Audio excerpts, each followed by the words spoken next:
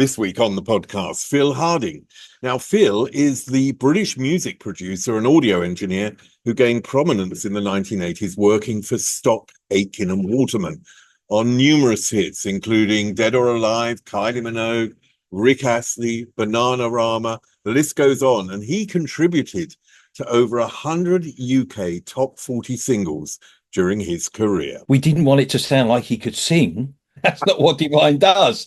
We did Venus with Bananarama, and only when Siobhan came back from the pub, she put her head around the corner and said, "Oh no, we wanted to sound like They're Alive." And that week that Kylie was sent over, she wasn't mega shy, clearly looked a little bit lost. "Oh, what's that? That sounds good. That's Rick's record that you haven't finished yet. Let's let Rick have a couple of his songs." He was burnt out. And we barely got the vocals out of him. As we went out of the 80s into the 90s, it was like, oh Christ, we are being left behind here. Don't go away. The interview with Phil is coming up. Just time for me to ask you to please like or subscribe or become a member. If you become a member, it really helps me continue this podcast. So please help. Okay, now back to Phil.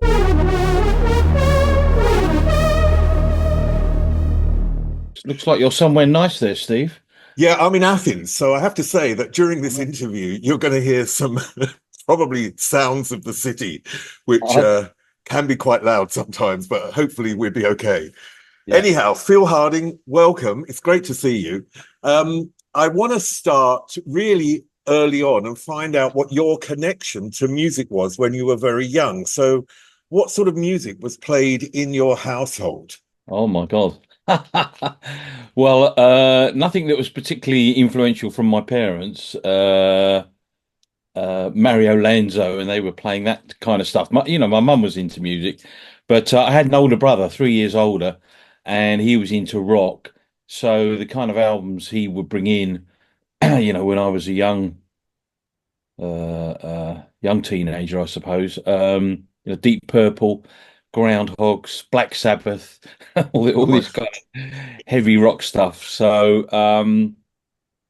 that was my kind of initial thing, and I started having piano lessons at about 14 and got into other types of music, and just really got into my own thing after that. Probably the first record I bought was the Beatles. So we are talking 60s, obviously. And what did music provide for you, though? Because if I think of music in my childhood, we're not that far apart in generations at all. So if I think of music in my childhood, it was very much a sort of escape into another world for me. What was it for you? Yeah, I mean, for me, it was something that, because we had a piano in the house, something I felt that was a good alternative to the other obvious things that one would do growing up in Dagenham. Which, no disrespect, that's what my brother did. He went and worked for Fords, and so it gave me that kind of rebellious kind of I'd like to follow a different path. And yeah, I was into all of that music in the early 70s, from Jimi Hendrix to David Bowie and so on. So for a lot of people, really, it gave me an escape and a route. And again, no disrespect, out of Dagenham, which was a lot of musical people around Essex. And in my teenage years, there were many bands that we all knew each other and played together, and a lot of talented people came out of it. And I'm still in touch with them. I mean, you were in a school band, weren't you? Or you formed a band in school? Formed a band at school. One of my first bands was called Juggler. And I was on keyboards, and we had a guy called Paul Wickens, Wicks, on congas. I was telling someone else this the other day. He's now the MD and keyboard player for Paul McCartney, and has been for years. Wow. But someone said, "Oh, we know this guy. We know this guy, Paul. He's got a set of congas." Well, come along. Now, obviously not in the similar sense to me, but when I was growing up and I was a teenager, I was 13 in 1972, something like that. And I saw Bowie on TV. And for me, because I was a gay kid, and for me, Bowie provided a world where I could belong. Often music provides a world of belonging, for whatever type of belonging. I think I just finished my GCSEs at school, O-levels, we called them then. And I'd got a part-time job in a local it was half music store, half electronic store. And I heard, believe it or not, Jethro Tull talking on the radio about making a record and life in a recording studio. And I thought, yeah, that sounds great. If I could possibly do that, if nothing else, it would help my music career with the music I was playing and the bands I was with at the time. And yeah, luckily my careers officer took me seriously and sent me along to some dead end interviews in London, but one of them was in Soho, in a place that sold microphones and leads and all that sort of thing. And they said to me, "Well, it doesn't sound like you're technical enough for us, Phil, but there's a recording studio behind us, and they're looking for assistants." And that was the Marquee Studios. I was still only 16. Um, Phoned up the manager well, as soon as I got home, I phoned up the manager and got an interview the next day and got the job, and kind of never looked back really. Incredible. How did your parents see that initial choice? Because even though it's like working in a studio, so it's essentially moving towards a paid job. My parents would have been like, you must do something which is settled and has money, and any form of creativity wasn't seen as that. So I just wondered how they reacted to you. Well, what you're describing was my father to a T. He's got one son that's gone to Ford's as an apprentice and another son that's gone into Soho in the music industry. My mother was very supportive, so she sort of held my father at bay, as it were. But my father, even into the successful years with gold discs on the walls and records in the charts and, a nice house, he still never believed I had a real job. I've read in interviews that you talk about gut feelings and how to, that you should recognize your gut feelings and follow those. But when you're 16, and I was trying to think back when I was 16, if I would have been able to identify gut feelings, or it was just a movement, I must do this. Well, I think that's something that I've realized later in life. At the time, I was just, as I said, looking for that escape and outlet. I had plenty of great friends in Dagenham and Romford, don't get me wrong, but it just felt the right thing to do. And I couldn't believe it when I got the job. I mean, obviously I was like a fish out of water, but there was a system there at the Marquee. I mean, it wasn't quite the BBC with white jackets, but as assistants, you were in a back room. You weren't even in the studio or the control room. There's like a communication from the engineer, and it would be, Phil, bring this microphone round, or make so and so a cup of tea, get some sandwiches. I mean, you would run around doing everything from this kind of back room. And eventually they realized that wasn't sort of necessarily great training. So they upgraded us into the control room. And that was really the turning point for me of realizing, yeah, I think I could do well at this. And if I could get out of the engineering position, which I never really have, I've always remained an engineer, into the production chair. That's where I saw everything being driven from the production chair. And I was lucky enough to, at the time at the Marquee Studios, Gus Dudgeon, Elton John's producer, was there a lot. And the way I saw him running sessions creatively, although he wasn't really a musician, but everything he did was what felt right to him and what sounded right to him, and he was prepared to work and push musicians to their best possible performance, and that was an incredible learning curve for me going forward. Yeah, kind of based my career on that, really. I mean, he was known as not someone who was necessarily collaborative, but someone who had a vision. Is that always good, or is doing this type of work more collaborative, like a film is collaborative? Yeah, I mean, I think collaborative is the way I've always worked, and but what I've come to believe in through the people I've worked with, and Gus was the first, is there needs to be someone steering the ship. There needs to be a captain of the ship, a team leader, as I've called them in my academic studies. And the next person that came along that was a massive influence was obviously Pete Waterman. And before Stock Aitken Pete Waterman and I had done quite a lot of work where he was co-managing Peter Collins, the producer, and he's unfortunately passed recently. But we did quite a few projects, Matt Bianco, Tigers of Pentang, Tracy Ullman, people like that. And going forward from there and then working at PWL Studios when I left the Marquee with Pete Waterman, again, I probably didn't realise it at the time. It's when you get time to look back and reflect, Steve, that you realise this was going on, but no one was actually saying it at the time. You know, Pete is clearly the boss. No one's going to do anything creatively or even business wise in the building without Pete say so, but certainly the creative process. And when you've got when someone comes along like a Pete Waterman that's prior to Stock Aitken had the hits and the experience and the fantastic run of hits with Peter Collins, you very much feel, well, this person knows what they're talking about, and okay, if we go along what they say and what they suggest, will it be successful? And then you start having a run of hits, and you can't question it. Were you a sponge at that time?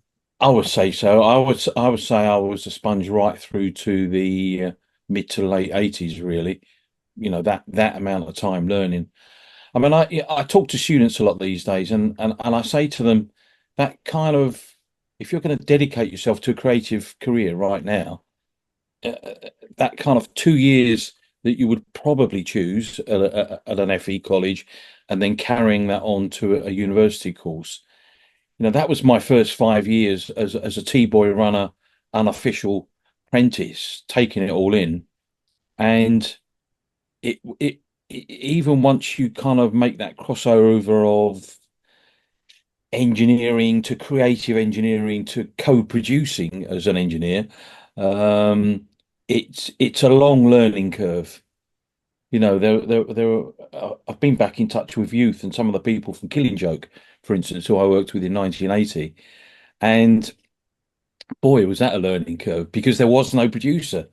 I'd spent all these years watching producers sit next to the engineer, and when bands like The Clash and Killing Joke came into Marquee Studios, there was no producer. There was just the band and me and an empty chair. So that was a steep learning curve towards producing. But it was funny how bands like that, especially Killing Joke, went through the whole of the first album with them, Requiem, and mixed it all as well.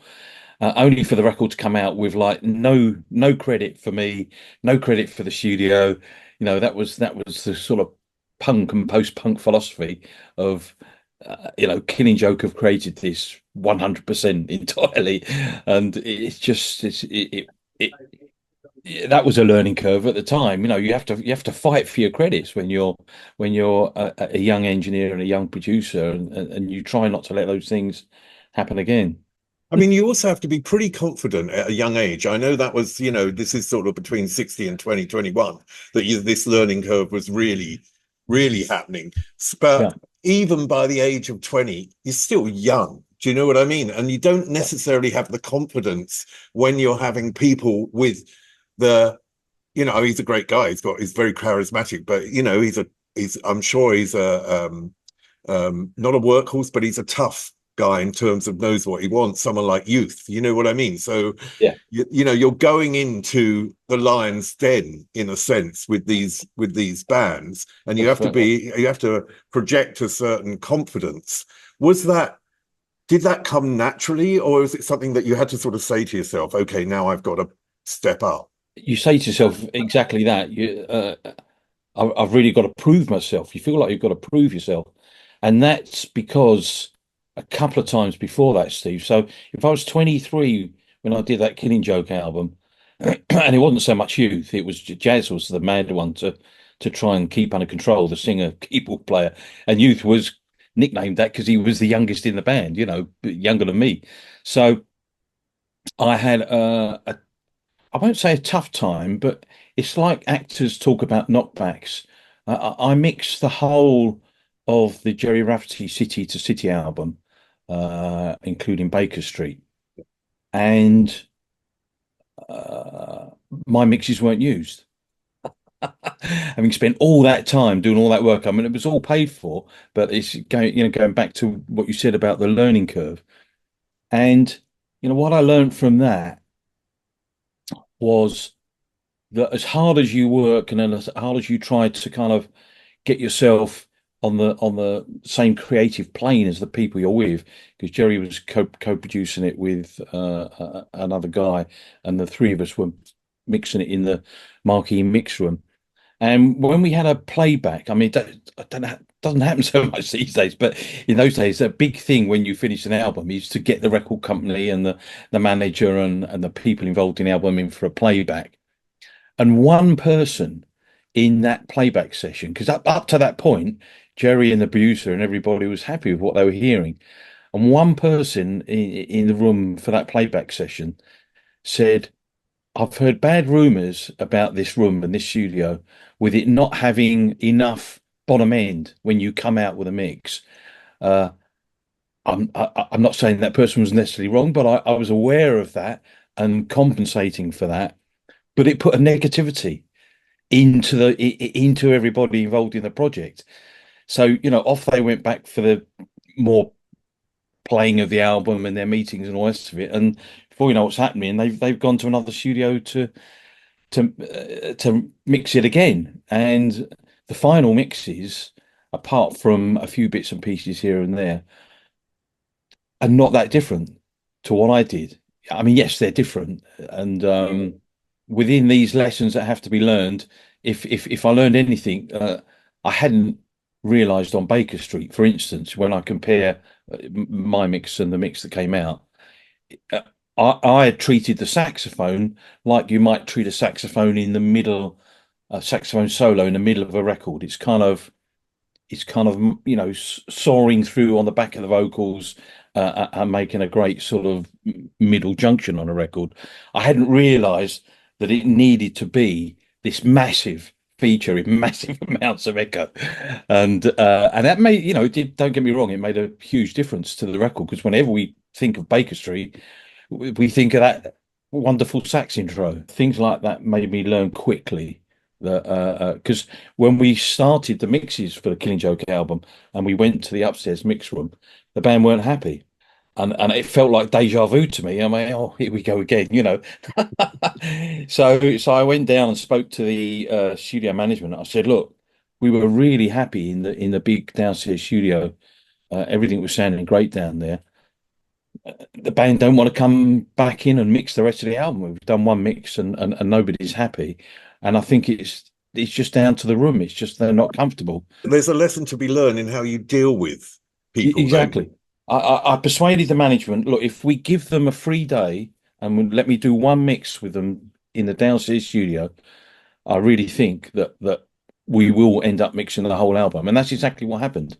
They were much happier with the space, the place they'd recorded, and we went on to mix the whole album, and everyone was 100% happy. So all those kind of, you learn diplomacy and how to navigate around things on your way through, so that by the time I was doing more production or working with Stock Aitken Waterman in the 80s, I was well aware of my position, my role. I mean, you mentioned Gus Dudgeon, and because I'm, in that period of my life, I mean, I loved the first, God knows how many, 6, 7, 8 albums of Elton John, as complete massive fan of Elton. And of course, Gus Dudgeon was known because of Elton John. And you were there when they came in with Captain Fantastic and the Brown Dirt Cowboy, I understand. Yeah. Now, that album has some amazing tracks on it, but Elton came into a studio and wrote the songs.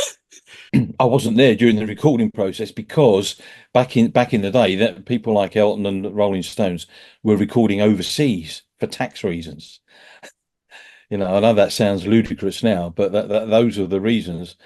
So, and then Gus would bring the tapes back to London because he didn't have any tax reasons to be out of London, and mix everything at places like the Marquee.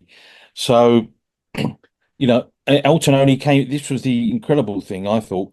Elton only came in once throughout the whole mix project. And exactly like I was talking about with the other albums, he came in for the album playback, but it was a playback just for him.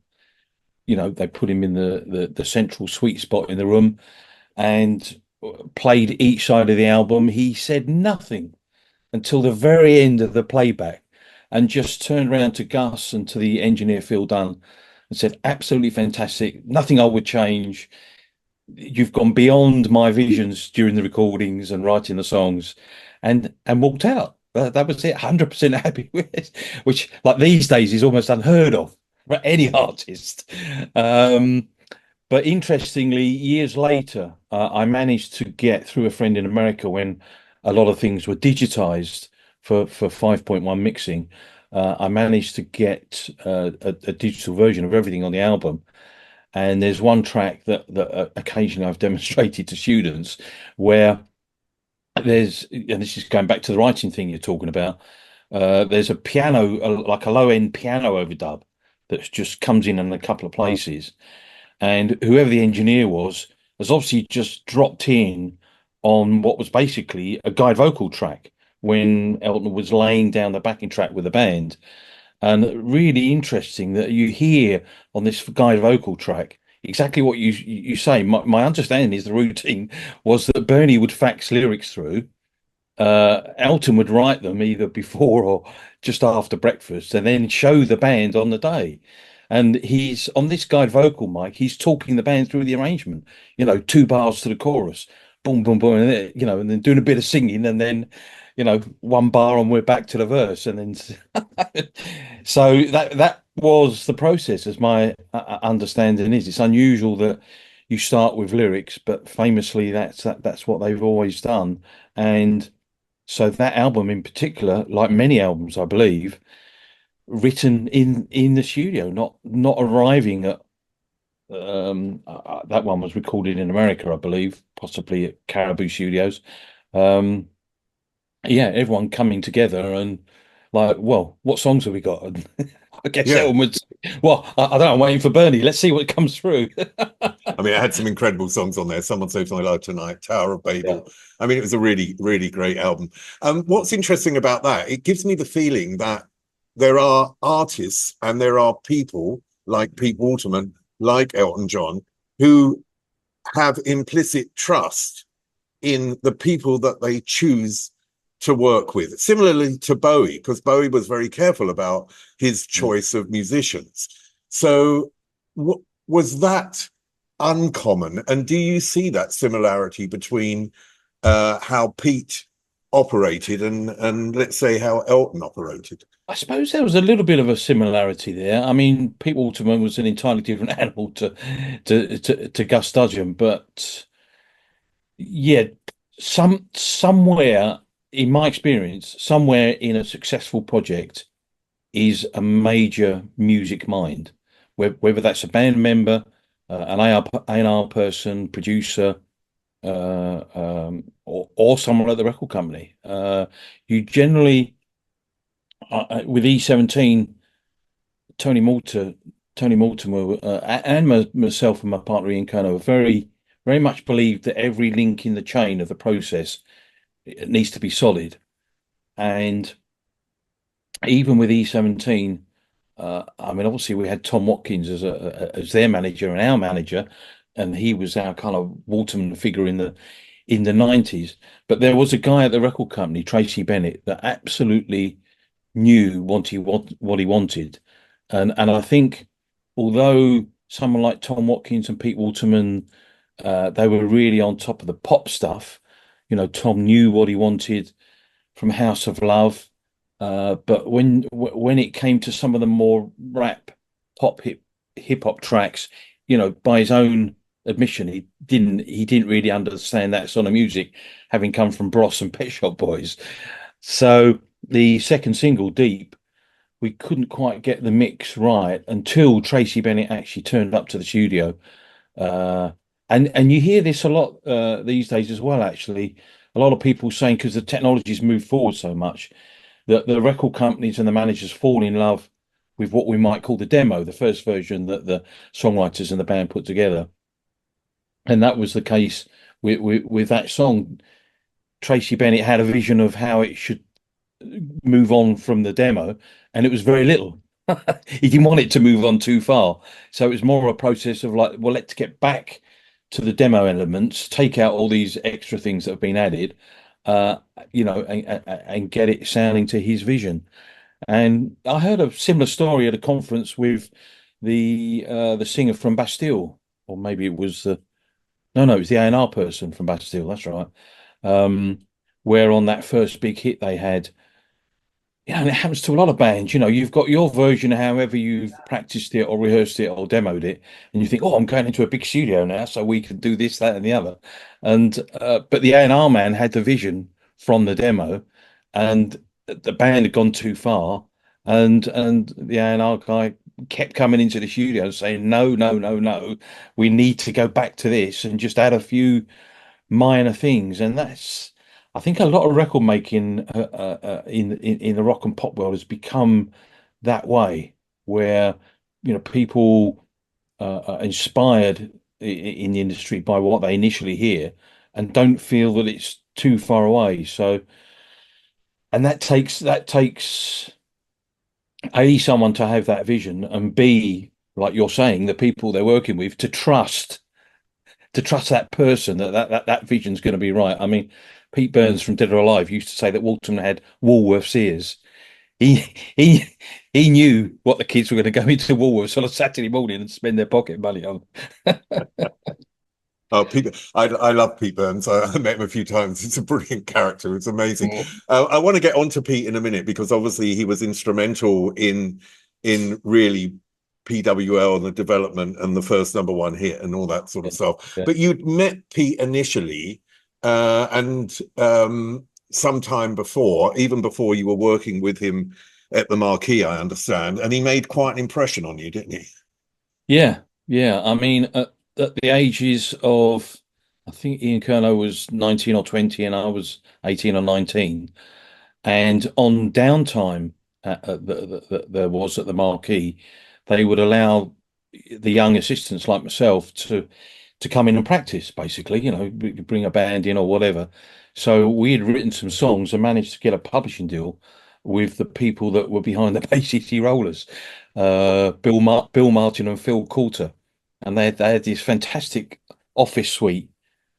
What was it called? Albemarle House or something, and overlooking the Thames. Yeah, I mean, obviously they later made a heck of a lot of money, and That was they the one saw. under Jeffrey Archer, wasn't it? That was That's I'm trying yeah, to think of his name, Jeffrey Archer. Yeah, yeah. and the whole building was like you had to have a whole floor. You didn't have an apartment; you had to have a whole floor.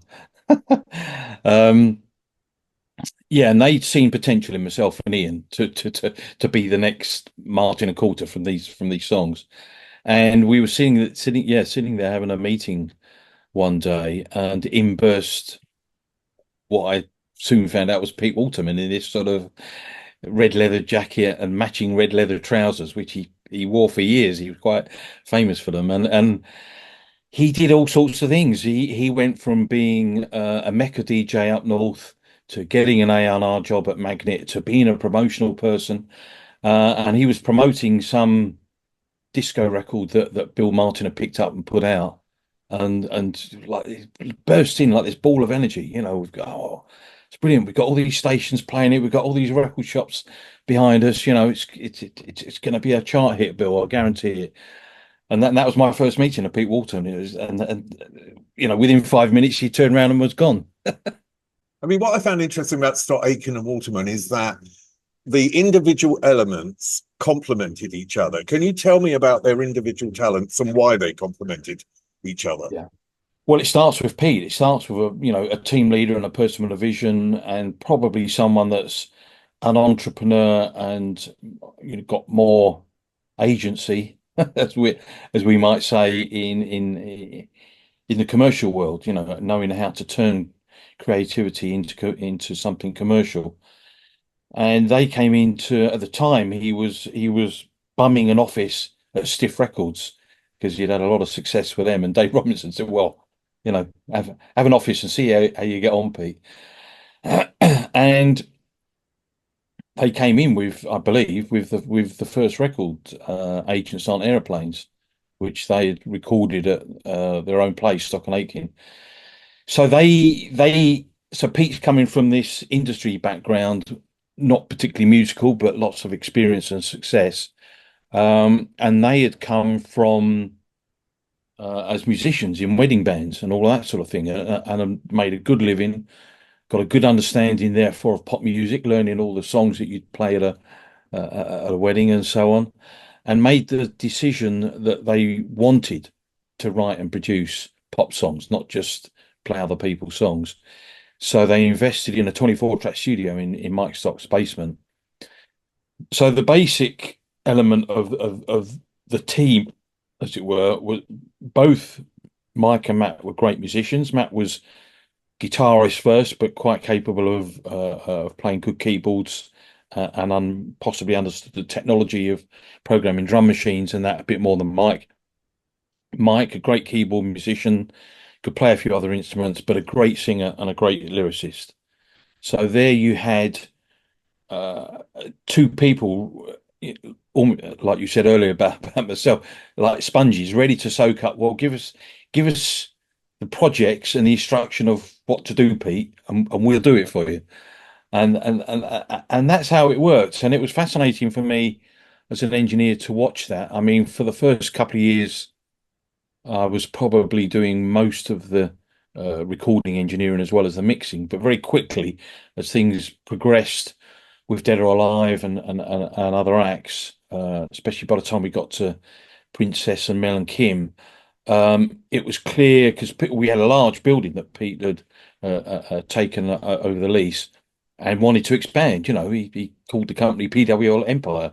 He wasn't going to be happy with one team and one studio, and there was space in the building to do that. So quite quickly we got other engineers in, and eventually we got other mix engineers. But those were the elements. You know, Pete would literally, the daily basis would be, Pete would come into the studio in the morning, you know, a simple whiteboard with a number of projects on, and he'd direct the lads as to what we need to do today, what the priority is, who's coming in. You know, quite often it was quite difficult for the recording engineers. You'd be working on 4 or 5 projects on the same day until something gets fully prioritized as having to be finished and ready to mix. So that was the process, and the songwriting credits that Pete got, you know, quite often he would be the instigator of the idea. And anyone that's worked as a musician and maybe feels they're not much of a lyricist, they often need that start point. And Pete's start point would often be the main line of the chorus. You know, never going to give you up. What can we write around that? And Mike would say, "Oh, you know, I know what you mean," and we'd take it from there. And he'd walk out the room and go off and do business and meetings and all the rest of it, and you wouldn't see him till the end of the day. He also was very good at finding trends before they were trends, in a sense, wasn't he? Because the early stuff, I know you mentioned Agents on Aeroplanes, and that was Proto Records. And there's a connection that I didn't know when I was reading about you, which really fascinated me. Because I used to go to, I don't know if it was called Lasers at Bolts or Bolts at Lasers. There was a club in Haringey, which was a gay club. And it was really where the Hi-NRG music started. And I was thinking it was the other way round. You know what I mean? But essentially all the tracks that you were doing, you know, one of them, the next record was Divine, You Think You're a Man. And I remember seeing Divine at Bolts. I mean, just the most amazing, like, I don't know, 2 ton of energy on stage, but bananas but brilliant at the same time.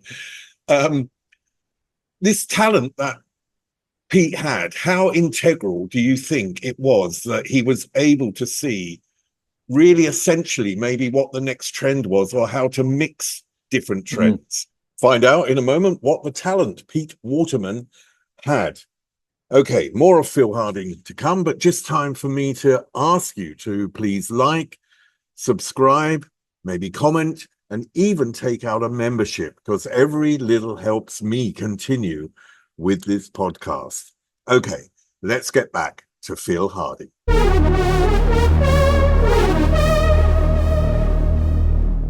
Believe you me, that was by no means luck. he deliberately, he went from Stiff Records to having an office at the Proto building. So he was right there with Barry Evangelis and seeing what Barry was doing. So once he saw the possibilities, as outrageous as it was with Divine, and the experience in the studio of recording him was very strange as well. Well, And tell then me about that, because Divine wasn't known of having a singing voice, obviously, but Divine yeah, was this amazing, because of John Waters' films and everything, this personality, and particularly in the gay world, of course, a bit of a yeah. hero. So, I've got to admit that, I mean, what's come out on that session of recording You Think You're a Man, and I don't personally remember the full details, but this is the way Waterman tells it, and Mike Stock, is that quite naturally someone like that comes in and they either can't sing, or let's say they can't sing very well. The job of the producer, Mike Stock, being a singer, is thinking, well, we've got to try and get Divine to sing as well as we possibly can get it, which took a lot of work. And when Pete and Barry Evangelis turned up to the studio later in the day, the story goes that Barry Evangelis said, "No, no, no, no, no. We didn't want it to sound like he could sing. That's not that's not what Divine does."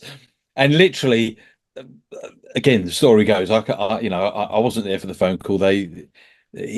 Divine had gone off to his hotel and was, heading off to get a plane, and they brought him back into the studio and said, just shout it out like you would on stage. So kind of what we hear on the record is different to how it was first recorded.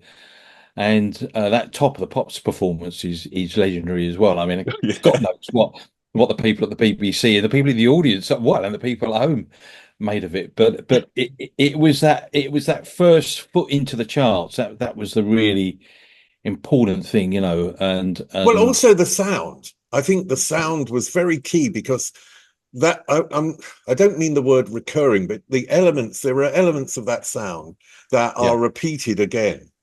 yeah, very well, very Frankie, basically those were the reference plots. And even though the big Frankie Goes to Hollywood records were a couple of years before, they were still massive in the clubs, and as well as other things that had come over from America.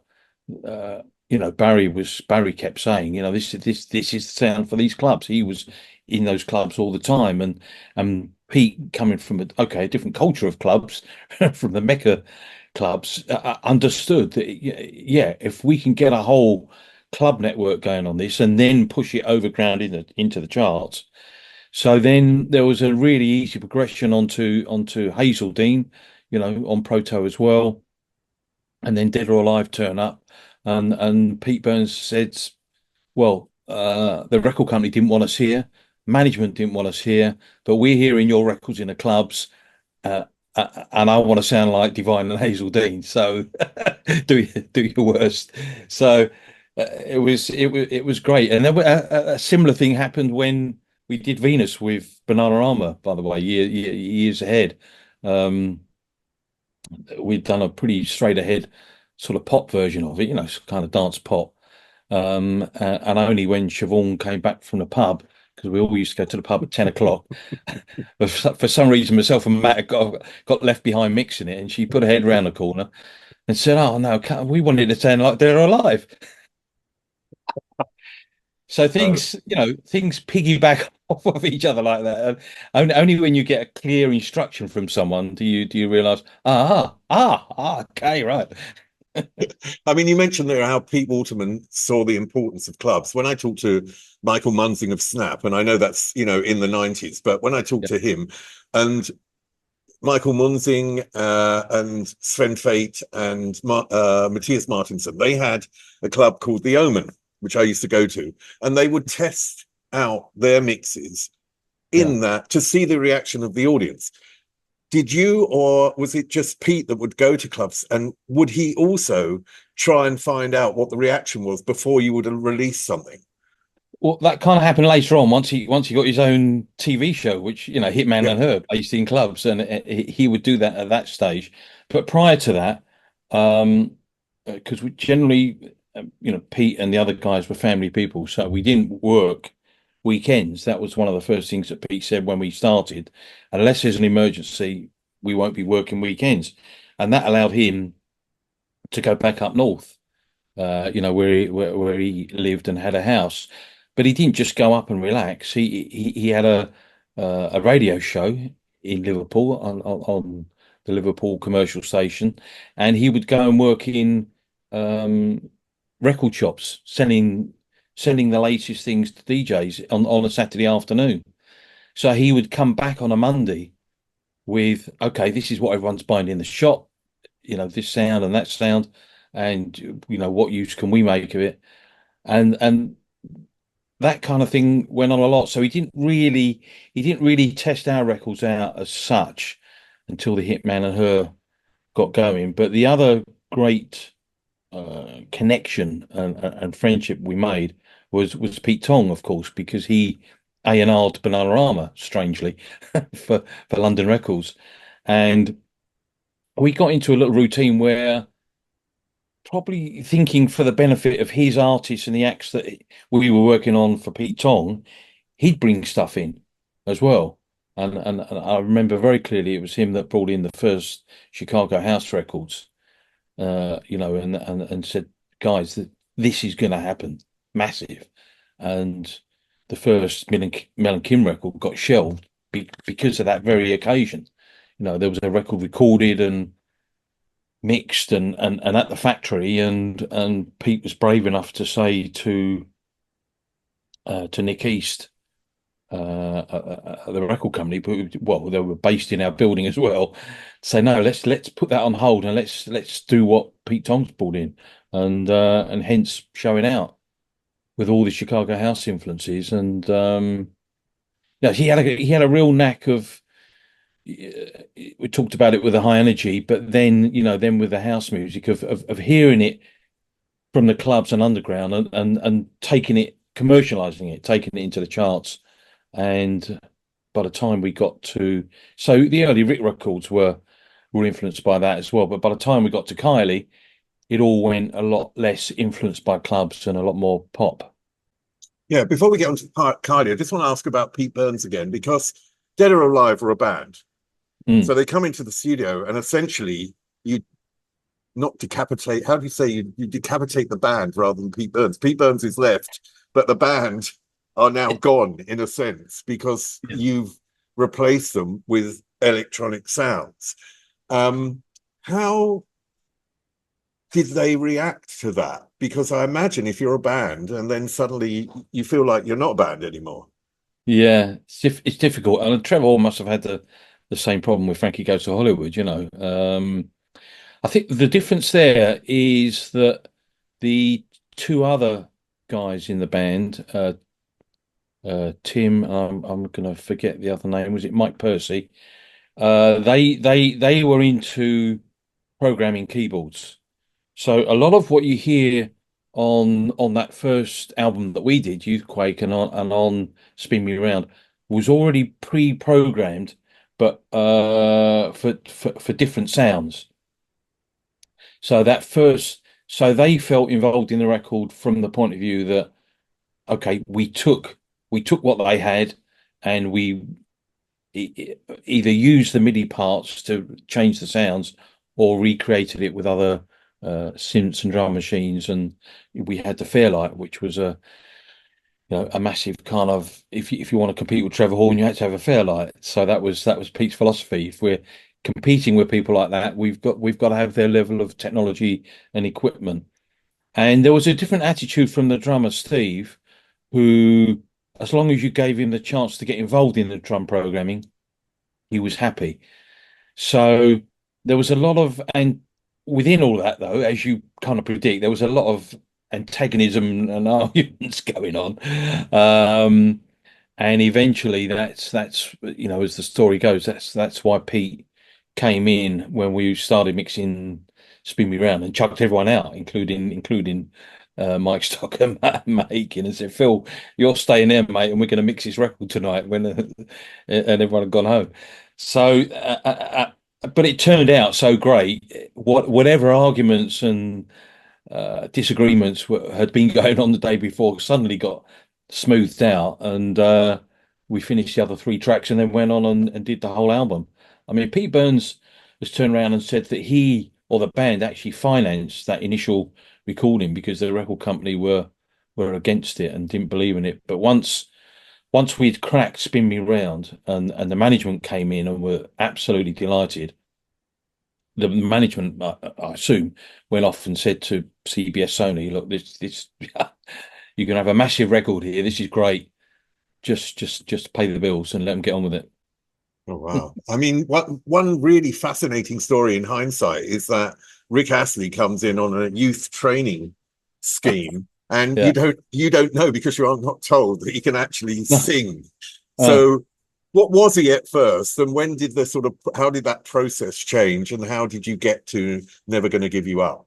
yeah, that was a good process, and it took a little bit of time for Pete to actually make it clear to everybody. I think he was trying to protect Rick as much as anything else.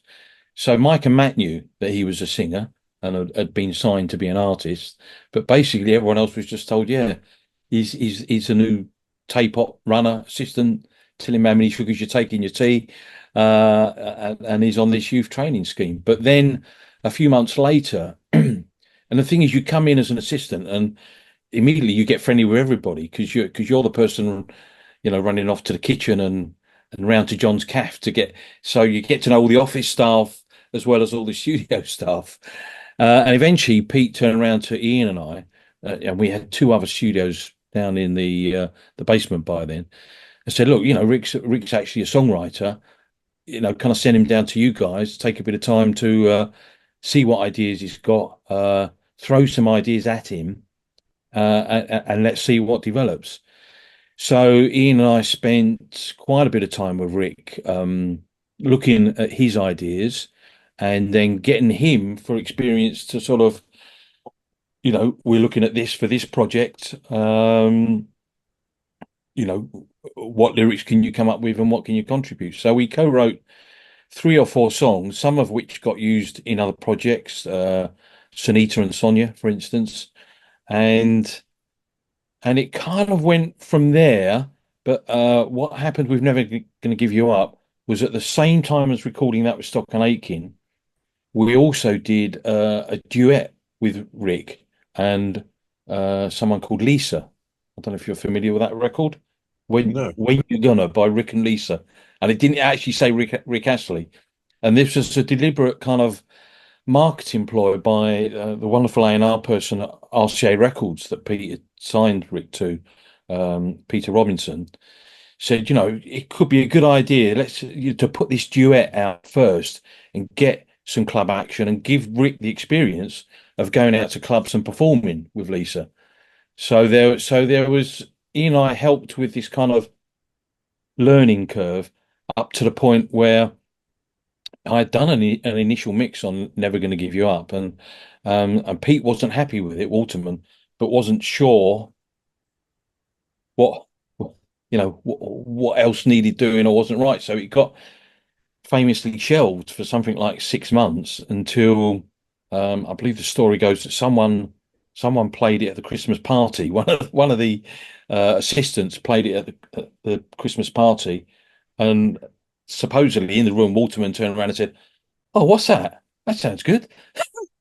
Someone said, "Well, that's Rick's record that you haven't finished yet," and pretty quickly after that, that sounds ridiculous, but pretty quickly after that, they went back into the studio. All the vocals were done. Nothing. I don't think any extra vocals were added. But what they did was they got Ian Kerno up into their studio with the Fairlight and said, "Look, we really need some like fabulous strings and brass to project it to another level." And that's what happened. That put the kind of icing on a half baked cake, and the rest is history. I mean, you started there at 16, and you get someone like Kylie Minogue, who I think was around that age. So she was probably about 16 when she comes in for I Should Be So Lucky. How careful were you with, because of your experience, with people who were very young and, Yeah. you know, Mm. and innocent in a lot of ways to the business? Well, we learned with Rick, you have to be careful because by the time Ian and I got to produce a couple of Rick's songs on the first album, he was exhausted from all the promotion of like the first three singles. And being a solo artist, not in a band, at least with people like Dead or Alive, Mel Kim, Bananarama, like, they could like lean on each other. Rick, as a very young lad, had no one to lean on, and he was mismanaged. If we're honest, he was mismanaged. If they wanted him for some promotion in America, they'd put him on a plane. If they wanted him in Germany, because it was hits all around the world. So by the time he'd had a run of three hits, and Waterman was saying, "Well, let's get the album finished off, and let's let Rick have a couple of his songs, a couple of different producers." Um, he was burnt out, and we barely got the vocals out of him. So that taught myself and Ian a lesson of how careful you've got to be with artists. So uh, we had no idea who Kylie was. None of us had time to watch Neighbours. 5 o'clock, we're all still in the studio making records. So, but we would regularly have these any excuse to gather in the reception and crack open champagne and some cake. I mean, it's uh, largely led by the girls, but someone would instigate. Only one person's got to say, "Oh, we're number one this week with such and such," or it's somebody's birthday, and lo and behold, there's a party going on in reception to celebrate. And so that week that Kylie was sent over, uh, the first time I saw her was at one of these, and she's sitting in the corner on her own with no one talking to her. So I went over and introduced myself and had a chat and asked what she was doing here. And yeah, she was I won't say she wasn't mega shy, but she was quite quietly spoken and clearly looked a little bit lost. She was And also, I mean, I remember interviewing her, and it was probably about a year later. It was still very early on. And okay, Kylie, I don't know the real Kylie, but everyone presents an image. Kylie presents an image of being really sweet and kind and very, very nice. And at the same time, I had the feeling there was quite a tough cookie behind that. yeah, it took a while for that side of her character to come out, certainly at the studios. Yeah, very meek and mild in that conversation I had with her. And then we've got the famous story that by the end of the week, the manager had to say, "Well, we're about to get on a plane," and no one could get hold of Pete. But it was great that that record finally got made, and it went on from there. And what everyone forgets is that actually prior to that, um, one of our assistants, Mike Duffy, had been sent out to Australia and had recorded a version of Locomotion with her and had a number one in Australia with it prior to that. So that proved to Mushroom Records and to Pete that she could sing, and obviously that's why they sent her over. But Pete Waterman, for some reason, hadn't prioritised her on the whiteboard that week, you know, and forgot to tell Mike and Matt she was there. So, but how fantastic that Mike and Matt can turn around that quickly and be told at the start of the day, you've got to make a record with this girl. She's getting on a plane at the end of the day, and sorry you haven't been told. I mean, you were involved in the greatest success in terms of this, production body Yeah, of PWL in that era. It was just so massive, and there was a knockback. There was a negative impact of success. How yeah, did that affect you? Because the press and because of the press, probably the public turned a bit against the yeah. artists that were coming out of PWL. So how Yeah. did you perceive it, and how was it perceived at work?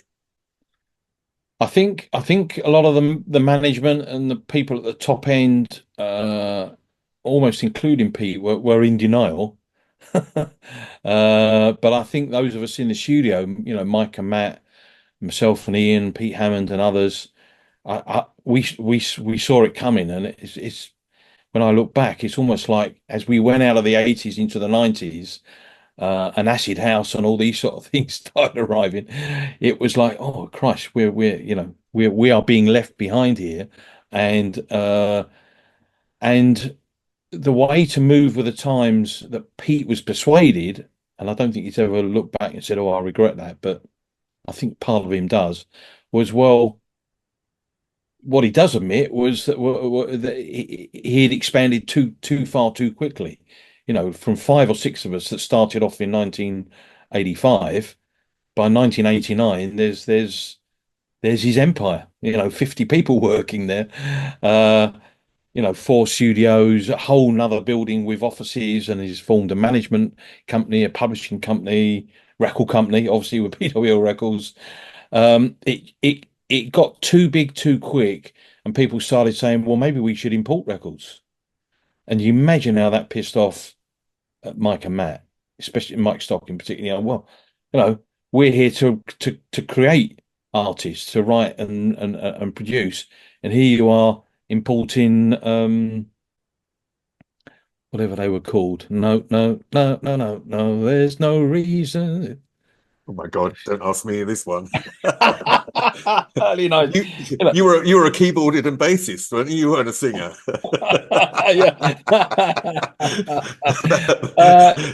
Duo from Belgium. There's no limit. Oh God, no limit. Yeah.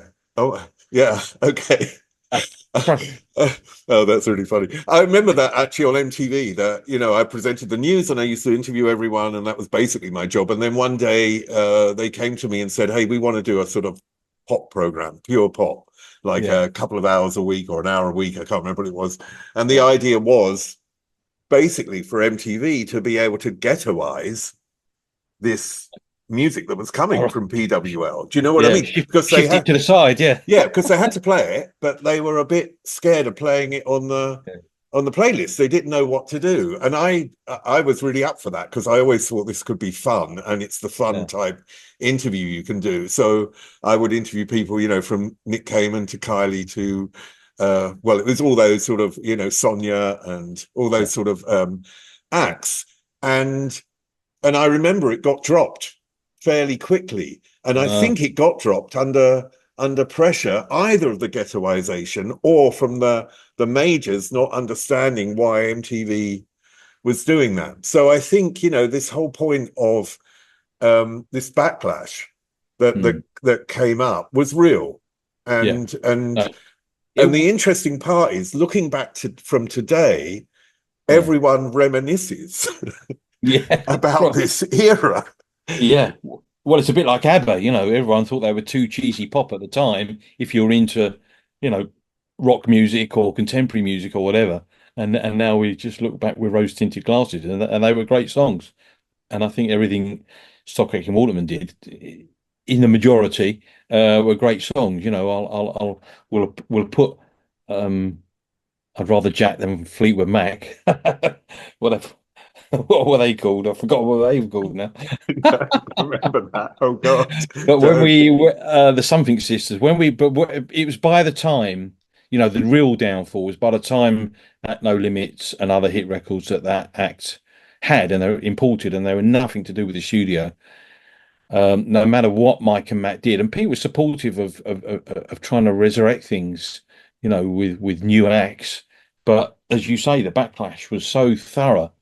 There was no coming back, and we ended up just with contractual obligations with Kylie and Jason, who very professionally saw it out. But Matt Aitken was the first to jump ship, then Pete Hammond, and then myself and Ian by early '92.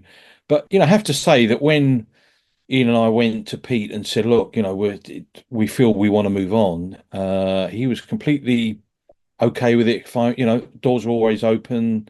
Welcome back anytime, guys. And we would go back and use the studio for mixing sometimes. when we couldn't get into the strong room mixing studios. So, but the funny thing was that when we left, and we had a tiny little but front page column of Music Week, Phil Harding and Ian Kerno leave PWL.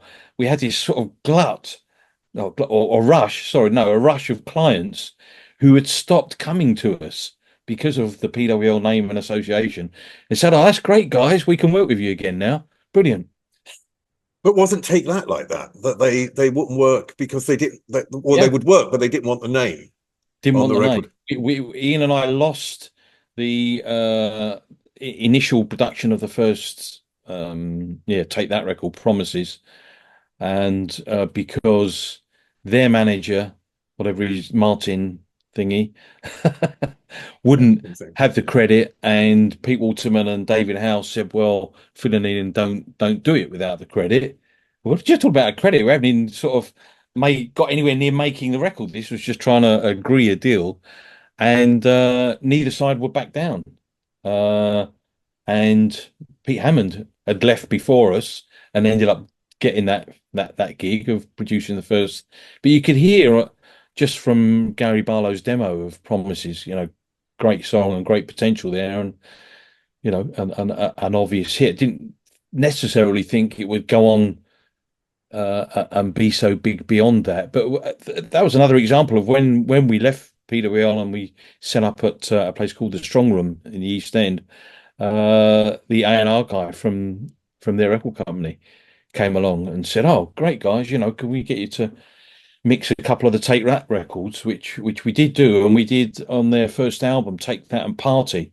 We finished off the title song, and the five of them came into the strong room, and it was absolute chaos, because we had a studio that was just off of the lounge area, and imagine the energy, the energy of those five.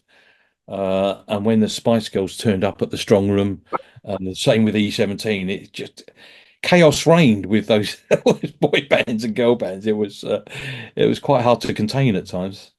That's amazing. I mean, Nigel Martin Smith was the Oh, yeah, manager. That was the name that just yeah. come to mind. Um, just one final question, because I know you went on the 90s and you went to these E17 and the boy bands, and I just wanted to know whether you feel that Pete Waterman learnt something from you. That's an interesting one. God. Um, well, I saw Pete just a couple of weeks ago because our old friend and colleague Peter Collins passed, and Pete and I we've always stayed in touch, and he's always been very like when I wrote my first book, PWL from the Hit Factory. I thought I'd give a grounding to people that were interested.